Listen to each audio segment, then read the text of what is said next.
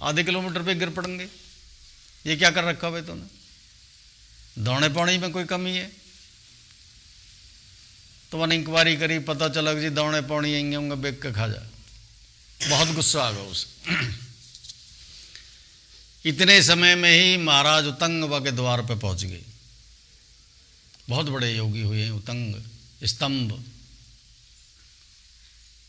और जाके वहाँ जो द्वारपाल उससे बोला कि राजा से बोल, महाराज स्तंभ आए। बोला जी अभी बोल रहा हूँ जाके। तो वो उन्हें पता ही, द्वारपाल पता ही कि महाराज गुड़साल में। वो गई जैसे ऐसे महर्षि स्तंभ आए और भिक्षा मांग रहे हैं और ये कह रहे हैं कि जल्दी दे देनी है। तो क्रोध में आदमी आप खो दे, क्रोध में, ईर्ष्या द्वेष में, आप किसी के प्रति ईर्ष्या द्वेष हो रही तो उसके लिए आप कुछ भी शब्द बोल दोगे, मिनट सेकंड ना लगाओगे, कुछ भी आप शब्द बोल दोगे। तो उसने बोली कि उससे बोलिए कि ऐसा कर कल आ जाएगा। महाराज भरत ने गुस्से में उससे बोल दिया द्वारपाल से कि उससे बोल कि महाराज कल आ जाएंगे, आज समय ना। द्वारपाल ने आके महर्षि स्तंभ से बोला कि जी ऐसे कह रहे हैं कि आप कल आ जाइए, आज उन्हें समय ना। तो उन्हें द्वारपाल फिर उल्टा भेजा, बोला कि राजा से बोल कि तेरे बाप का नौकर ना हो, भिक्षा देनी अभी देना तो मैं जा रहा हूँ। तो द्वारपाल ने ऐसी बोल दी जाके, महाराज वो तो यूँ कह रहे हैं कि तेरे बाप का नौकर ना हो, मैं जो कल लाऊंगा भिक्षा के लिए, देनी तभी दे। मैंने कहा अच्छा। मैंने कहा इसकर एक खोचलीद भर, मरिया लेके डाल दे कमंडल में। तो द्वारपाल ने एक खोचलीद भरी, घोड़ा ने क्या होता है, महाराज ले दक्षिणा। मन की ली देख, हाँ अगला, वो कमंडल में ले ली, लेके चला गया। महाराज भरत ने भी ध्यान ना दिया।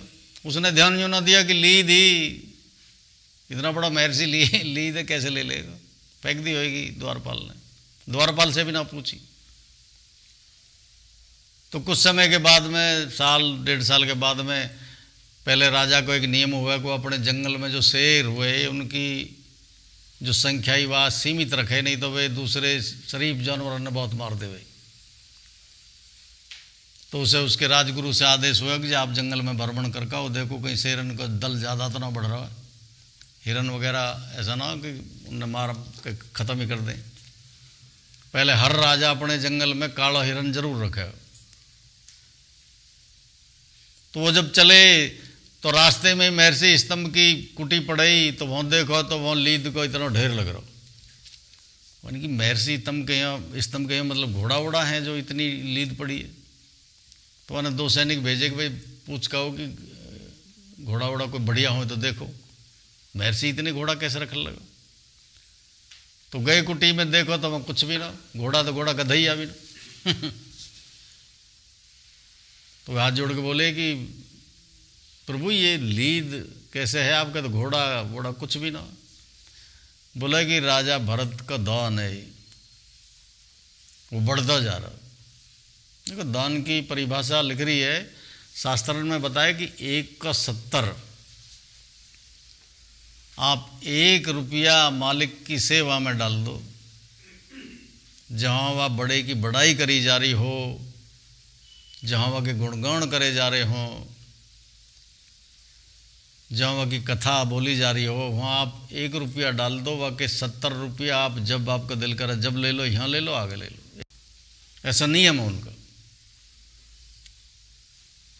तो राजा निकल गया, वो सैनिक गए इतने, जब तक वो बहुत आगे निकल गए, उनने कहा अब तो राजा बहुत आगे निकल गए, चल वापस चल, अपना आराम से लेटेंगे।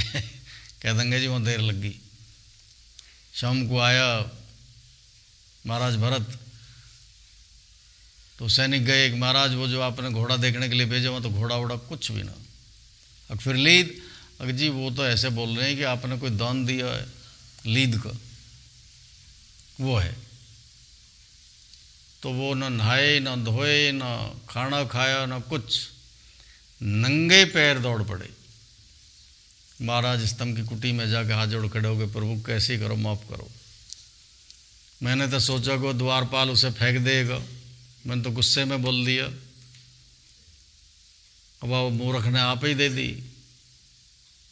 और प्रभु यह तो आप कैसे ख़त्म करो। बोला कि ये आप खानी पड़ेगी, ऐसे ख़त्म ना होगी।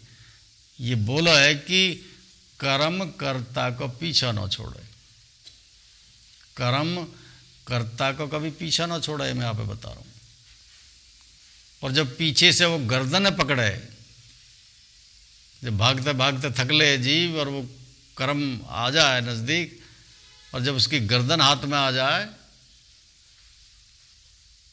तो मतिये भी भ्रष्ट कर दे है, विचार ने भ्रष्ट कर दे है,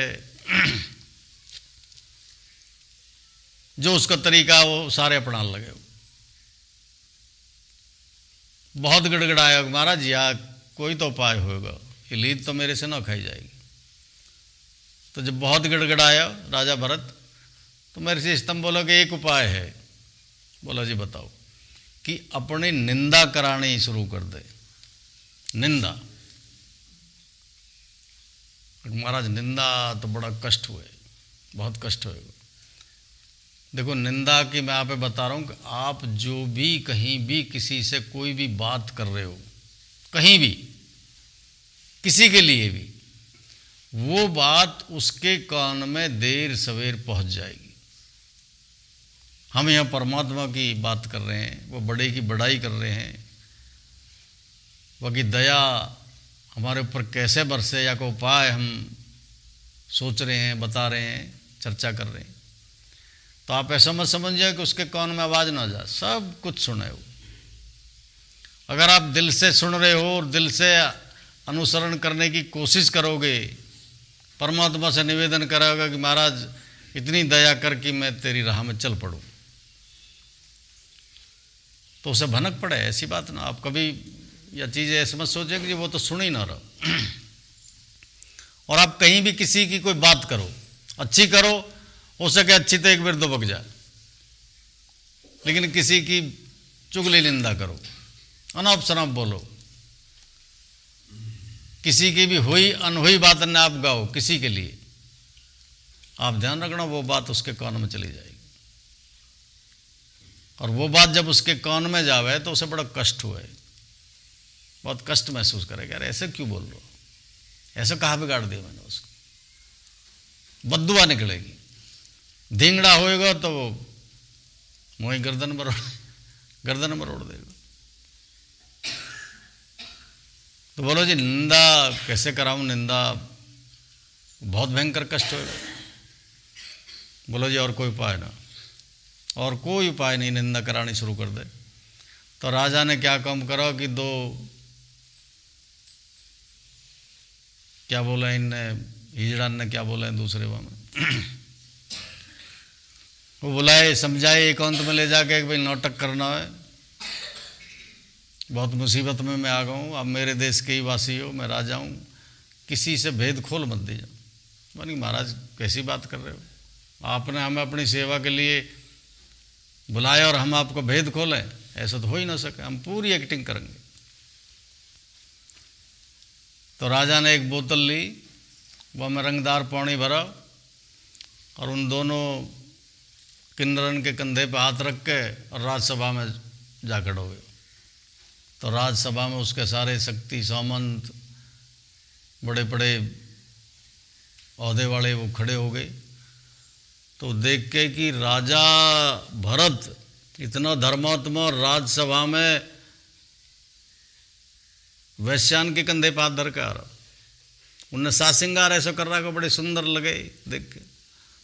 और देखो कि बोतल भी हाथ में, तो आधे तो जब ही निकल गए सभा से और बाहर जाके चर्चा करने लगे कि हम तो पहले थे कि भाई ये बाहर से तो धर्मात्मा दिखे, अंदर अंदर क्या वो करे हमें पता है, हम कहीं ना करे तुम कहीं जी बड़ा धर्मात्मा ये हो है। अरे पहले थे पीवे भैया, ये तो दुनिया को कोई काम ही ना उल्टा सुल्टा जा ही ना करे। मतलब एक की चार, चार की आठ बात और चारों तरफ चर्चा होगी, पूरे जन समुदाय में यही फैल गई अफवाह कि राजा भ्रष्ट हो गए। राज्यसभा में भी वैश्यान के कंधे पे हाथ धर के दारू हाथ में लेकर पीता हुई राज्यसभा में आवे, बताओ देश को उद्धार कैसे हुई। 1 दिन हुई, 2 दिन हुई, 10 दिन हुई, महीना हो गया, हर चौराहे पे यूँ ही चर्चा, हर घर में यूँ ही चर्चा। राजा भरत बड़ा दुखी, बोलो कि अगर ऐसे निंदा होती रही, प्रजा ऐसे ही सोचती रही, प्रजा विपरीत हो जाएगी, पर यूँ सबर कर ले कि कम से कम लीद तो ना खानी पड़ेगी। जान दे राज जाओ जाओ, पर ये लीद तो ना खानी पड़ेगी। तो सहज में रात में गए, छुपते छुपाते जाके देखो तो ढेर आधा, जो ढेर इतना बड़ा हो वो आधा रहेगा। तो उन्हें फिर मेरे से स्तंभ कही जी और अब बच्चा मेहनत करे जा, मेहनत करे जा, अभी और करा, खत्म हो रही है। फिर मैंने अपना जी केड़ा करके 1 महीना फिर वही नाटकबाजी करी, और जल्दी ख़त्म करने के चक्कर में क्या काम करा कि शाम को जैसे घूमने को निकले कराया तो जब भी वो नहीं लेके चले गए, बोतल हाथ में रखकर थोड़ी चाल भी टेढ़ी मेढ़ी कर दी, तो लोग और ज़्यादा चर्चा करने लगे, भाई अब तो ऐसे यही में भलाई है कि देश से छोड़ के निकल जाए तो ठीक है, नहीं थी तो ख़त्म, देश ही ख़त्म। अगर पड़ोसी राजा ने हमला कर दिया, राजा दारू पी के लौट रहा, ख़त्म, मारे जाएंगे बेवजह। बहुत कोशिश करी, खूब निंदा करवाई, फिर गया, महीनों की जगह 15 दिन में फिर गया, तो वो एक छोटे से ढेर में रह गई। यानी कि महाराज इतनी बड़ी निंदा नहीं कराई जा रही, बहुत सारी जिंदगी की जितनी भी पूंजी जिन लोगन के दिल दिमाग में मैं धर्मात्मा आया, आज वो मुझे इतना गिरा हुआ समझने लगे कि मेरी शक्ल देख के भी यूँ टेढ़ा मुँह कर ले। तो मेरे से स्तंभ बोले कि तेरा पाप है, मैं क्या करूं, ये तेरा पाप है, अब तुझे शर्म आने लगी अपने पाप करके, अब तो मुंह फेरने लगा। ये पक्की बात बता रहा हूं मैं, आप जब कर्म करते